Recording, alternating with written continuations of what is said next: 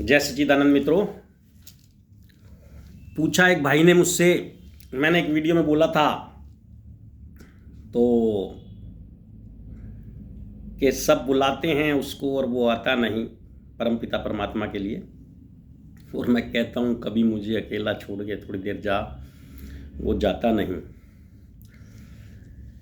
तो उन्होंने कहा यार इतनी बड़ी बात आप कैसे बोल सकते हो। तो इसके ऊपर मैं आज कुछ चर्चा करूँगा।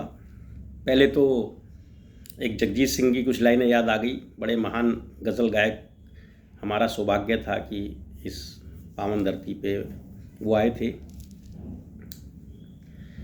तो वो कहते हैं, उस मोड़ से शुरू करें फिर ये जिंदगी, हर शय हसीन थी हम तुम थे अजनबी, उस मोड़ से शुरू करें फिर ये जिंदगी। वो कहता है उस मोड़ से शुरू करें ये जिंदगी, हर शय जहाँ हसीन थी, मतलब हर चीज़ एक दूसरे की हमें बढ़िया लगती थी, हर शय हसीन थी, हर पल हसीन था। शय का मतलब पल, हर पल हसीन था। इंतज़ार करना भी, मिलना भी। जैसे इसको ऐसे समझ सकते हैं कि किसी की रिश्ता तय हो गया तो वो कैसे बातें करते हैं, फ़ोन का इंतज़ार करते हैं, मैसेज का इंतज़ार करते हैं, मिलने का इंतज़ार करते हैं, प्रेमी प्रेमिका जैसे होते हैं। और फिर उन्हीं के बीच में शादी हो जाती है। कुछ समय बाद फिर वो कैसा व्यवहार करते हैं, आप सभी का अनुभव होगा जो शादीशुदा हैं, और उनका भी होगा जो उन्होंने प्यार किया है, कि जो मतलब प्यार जो बिछड़े हुए रहते हैं जब, और जो मिलने के पल होते हैं, तो उनकी कितनी इंतज़ार होता है, कितना एक एक पल धूप में भी घूमते हैं, घंटों इंतज़ार भी करते हैं। और तब वो पत्नी या पति बन जाता है वही व्यक्ति। कुछ दिन के बाद फिर क्या कई कई घंटे कहीं फ़ोन पे बातें होती हैं, फिर तो एक दूसरे को यही कहते हैं। कई जैसे मैंने सुना है, मैंने भी महसूस किया है कि जाओ मेरे को थोड़ी देर अकेला छोड़ो, काम पे जाओ, क्या घर में पड़े रहते हो, कुछ कर लो, मेरे को काम निपटाना है, या तुम उस कमरे में बैठ के फिल्म देख लो। तो इस तरह की बातें होती हैं। खैर, मैं जिस बात पे लाना चाह रहा था, तो ये इसी तरह का है बस कुछ, जो बाबा को बुला रहे हैं और जिनके पास है वो छोड़ के नहीं जा रहा। तो ये समझ लो बाबा मेरा परम पिता परमात्मा, या उसे मेरा मैं सनम, मैं आत्मा, वो परमात्मा।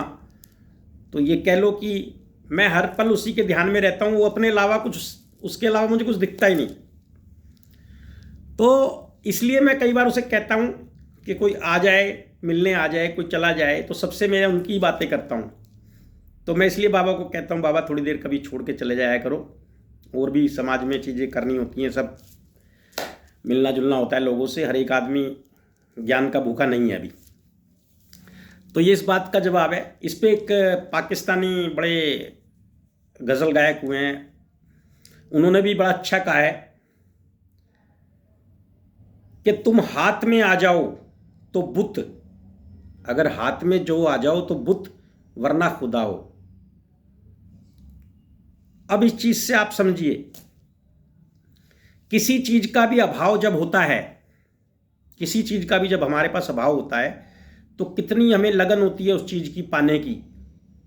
कोई गाड़ी है, घर में बेटे की बहू आनी है, बिटिया की शादी है, दामाद जी आने हैं, या कोई हमें मकान बनाना है, किसी भी चीज़ की जिसकी भी इच्छा होती है, तो तब हम कितनी तड़फ होती है और कितना हमें लगता है कि जीवन हमारा बहुत सुंदर हो जाएगा उसको मिलने से। लेकिन जब वो वस्तु मिल जाती है कुछ दिन बाद, आप सब महसूस करना, ये मतलब मेरी बातों में विश्वास मत करा करो, विश्वास नहीं करना है मेरी बातों पे, मेरी बातों को समझना है, अपने अंदर उतारना है, जाकि जिससे कि वहाँ तक की यात्रा पूरी हो जहाँ तक कि मुझे लगता है मेरी हो गई है। तो इसी तरह से कि हाथ में जो चीज़ आ जाती है, किसी रिश्ते को ही देख लो आप, किसी दोस्त को देख लो, वो कितना भी बड़ा व्यक्ति हो,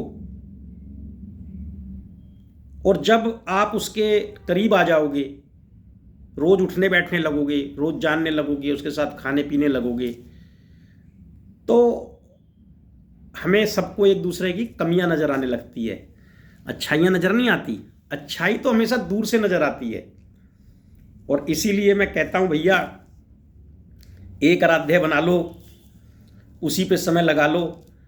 यही कारण है कुछ दिन किसी भगवान की पूजा और कुछ दिन किसी भगवान की पूजा, क्योंकि हमें तो वही आदत पड़ी हुई है नई नई चीज़ें ढूंढने की, तो एक पे भरोसा जमता नहीं। तो इसी तरह मेरा मानना है, जीवन में चंद लोग ही दोस्त अच्छे होते हैं, भगवान तो एक ही होना चाहिए, रिश्तेदार प्यारे भी कुछ चंद ही अच्छे होते हैं। हर जो है व्यक्ति को हाथ मिलाते ही दोस्त ना बनाया करें, धोखों से बचें। तो आज ये चर्चा यहीं पे समाप्त करते हैं। जय सच्चिदानंद।